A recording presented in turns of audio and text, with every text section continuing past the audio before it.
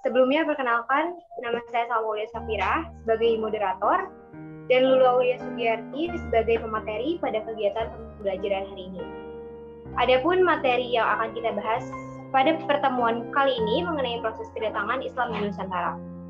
Baik, sebelum masuk ke pembahasan materi, alangkah baiknya kita berdoa terlebih dahulu kepada ketua kelas. Silakan untuk memimpin doa. Baik, terima kasih. Untuk sebelumnya kita memulai pembelajaran pada pagi hari ini. Alangkah baiknya membaca doa menurut agama dan kepercayaan masing-masing. Berdoa dimulai.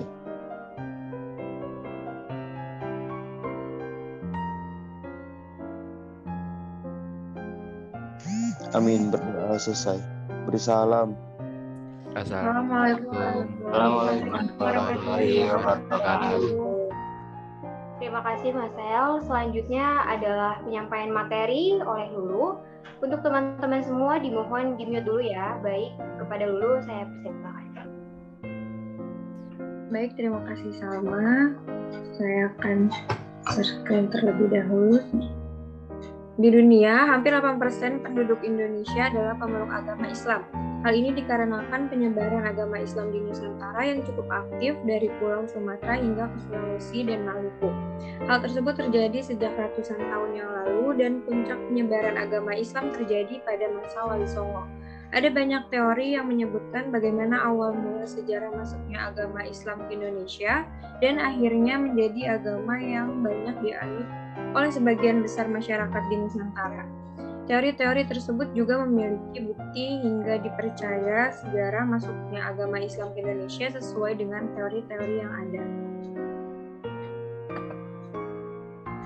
Masuk dalam teori satu, yaitu teori kedatangan Islam di Nusantara. Teorinya terbagi menjadi 4, yaitu teori India atau Gujarat, teori Arab atau Mekah, teori Persia atau Iran, dan terakhir ada teori Cina. Masuk pada teori India atau Gujarat, teori ini beranggapan bahwa agama dan kebudayaan Islam dibawa oleh para pedagang dari daerah Gujarat, India yang berlayar melewati Selat Malaka.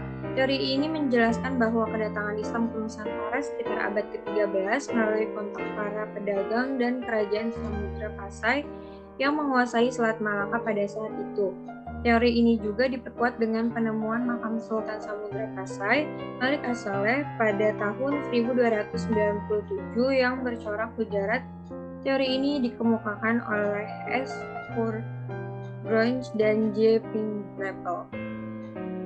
Selanjutnya ada teori Arab atau Mekah.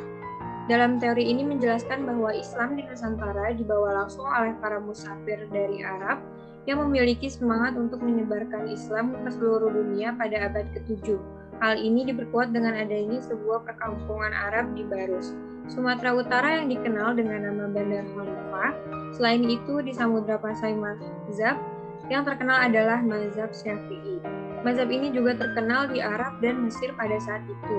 Kemudian yang terakhir adalah digunakannya gelar Al-Malik pada raja-raja Samudra Pasai seperti budaya Islam di Mesir.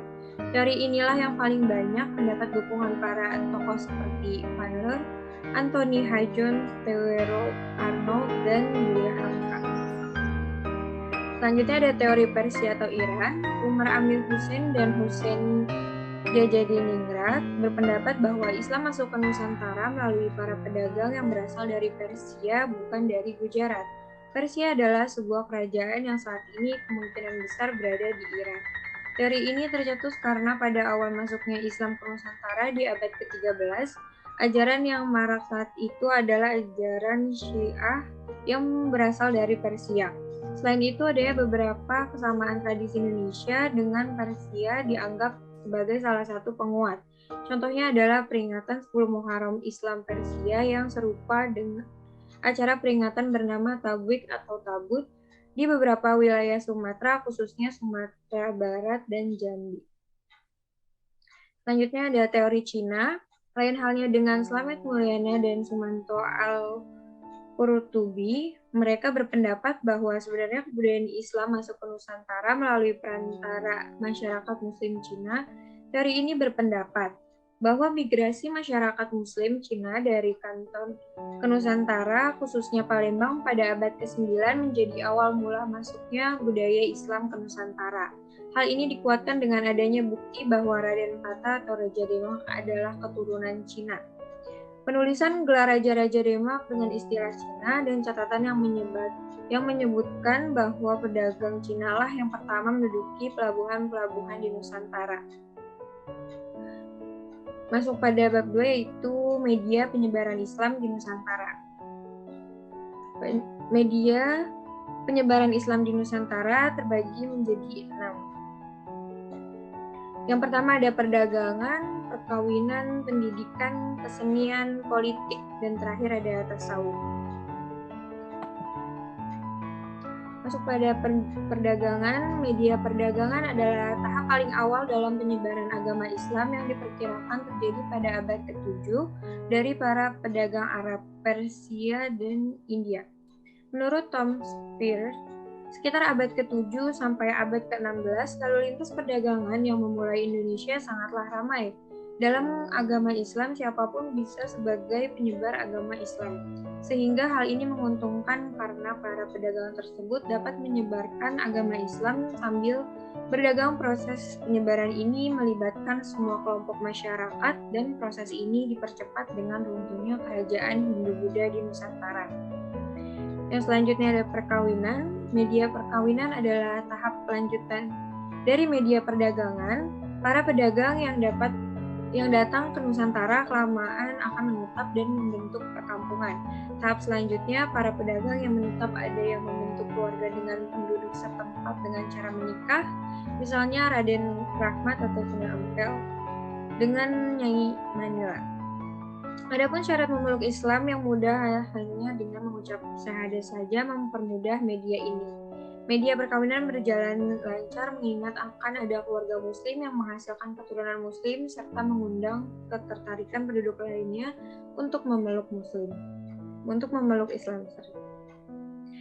Selanjutnya, pendidikan. Dalam penyebaran agama Islam tidak bisa lepas dari peran penting para ulama, kiai, dan guru agama. Para tokoh agama inilah yang menyelenggarakan pendidikan Islam melalui pondok pesantren untuk para santri. Dari para santri inilah nantinya Islam akan disosialisasikan di tengah masyarakat.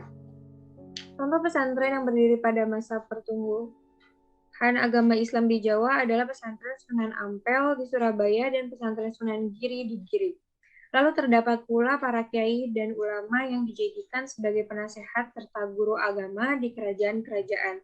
Kiai Duku adalah guru Maulana Yusuf di Kerajaan Banten dan Syekh Yusuf merupakan penasihat agama Sultan Ageng Trisatya di Kerajaan Banten. Selanjutnya yaitu kesenian. Penyebaran agama Islam melalui media kesenian dapat dilakukan melalui seni bangunan, seni pahat atau ukir, tari, musik, dan sastra. Seni yang paling terkenal adalah seni wayang dan musik. Sunan Kalijaga merupakan salah satu wali yang aktif menyebarkan Islam dengan menggunakan sarana wayang. Untuk seni musik adalah Sunan Bonang yang menciptakan lagu Tombo Ati. Lalu ada gading atau lagu-lagu yang berisikan syair nasihat dan dasar-dasar agama Islam. Pesan-pesan Islamisasi juga dilakukan melalui sastra, misalkan kitab Pribon pada abad ke-16 Masehi yang disusun oleh Sunan Bonang. Namun kesenian yang telah berkembang sebelumnya tidak musnah tetapi diperkaya oleh seni Islam yang membentuk sebuah akulturasi. Selanjutnya pada bagian politik. Dalam media politik, kekuasaan raja menjadi peranan utama dalam penyebaran agama Islam. Jika raja memeluk agama Islam, maka otomatis rakyatnya akan mengikuti. Dengan demikian, setelah agama Islam mulai tumbuh di masyarakat, kepentingan politik dilaksanakan melalui perluasan wilayah kerajaan yang diikuti dengan penyebaran agama. Contohnya Sultan Demak yang mengirimkan pasukannya di bawah Fathahillah untuk menduduki wilayah Jawa Barat dan memerintahkan untuk menyebarkan agama Islam. Dan yang terakhir ada tasawuf. Tasawuf adalah ajaran untuk mengenal dan mendekatkan diri kepada Allah sehingga memperoleh hubungan langsung bergabung secara sadar dengan Allah dan memperoleh ridhonya. Kata tasawuf sendiri berasal dari kata sufi yang berarti kain wol yang terbuat dari bulu domba. Ajaran tasawuf ini masuk Indonesia sekitar abad ke-13 tetapi baru berkembang pesat sekitar abad ke-17 dan mazhab yang paling berpengaruh adalah mazhab Syafi'i. Ajaran tasawuf ini masuk ke Indonesia sekitar abad ke-13 tetapi baru berkembang pesat sekitar abad ke-17 dan mazhab yang paling berpengaruh adalah mazhab Syafi'i. Sekian mungkin dari saya. Kurang lebihnya mohon maaf, saya kembalikan ke Salma. Terima kasih. Baik, terima kasih dulu atas penyampaian materinya, keren sekali. Oke teman-teman, karena penyampaian materi telah selesai, sekarang waktunya kita untuk masuk ke sesi tanya-jawab. Bagi yang ingin bertanya, silakan open mic dengan menyebutkan nama dan nomor absen. Pertanyaan akan saya tampung terlebih dahulu, dan pemateri akan saya berikan waktu jeda 2 menit untuk menyiapkan jawaban dari pertanyaan tersebut. Kepada teman-teman yang ingin bertanya, dipersilakan. Permisi, saya pengen nanya. Oke. Nama saya Aris Kipman Firmantia dari absen ke-6. Dari yang tadi itu, saya pengen nanya ini. Tadi tuh hal apa sih yang dapat dibuktikan bahwa kalau Islam masuk ke Nusantara pada abad 7? Dijawab. Baik, terima kasih Bima. Mungkin ada yang ingin bertanya lagi?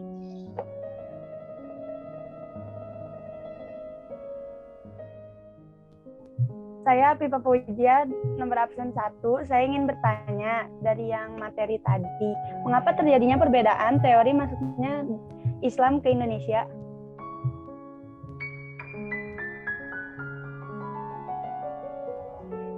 Baik, terima kasih Afifah. Ada lagi yang ingin bertanya?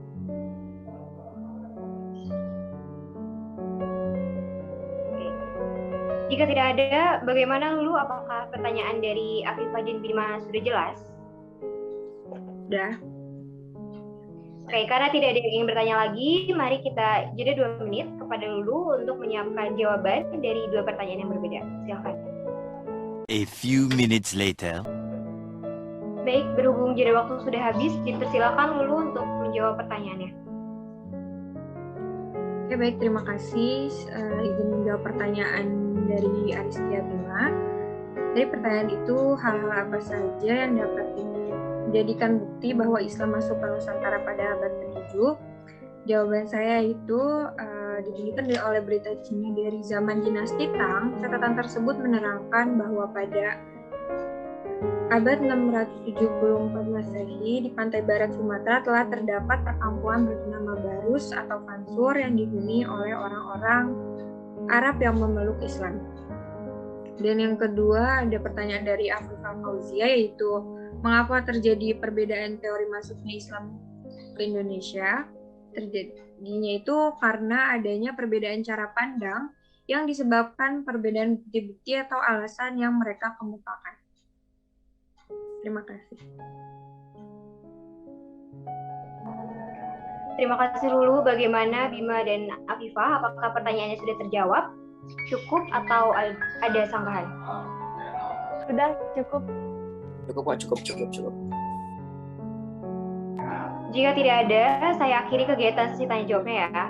Sebelum saya mengakhiri kegiatan kali ini, apa ada dari teman-teman semua yang ingin menyampaikan ulang secara singkat tentang materi yang kita pelajari hari ini? Ada atau tidak? Mungkin Yudit mau menyampaikan. Oke, boleh. Terima kasih atas kesempatannya ya. Jadi kalau kesimpulannya, menurut saya itu pada materi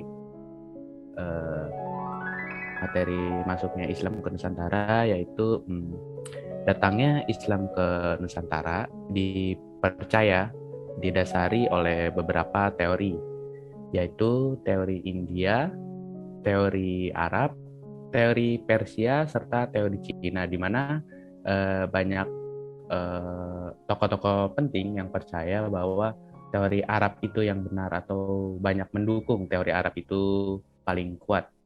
Lalu untuk media penyebarannya pun bermacam-macam, mulai dari perdagangan, perkawinan, pendidikan, kesenian, lalu ada politik dan juga tasawuf. Menurut saya kesimpulannya seperti itu.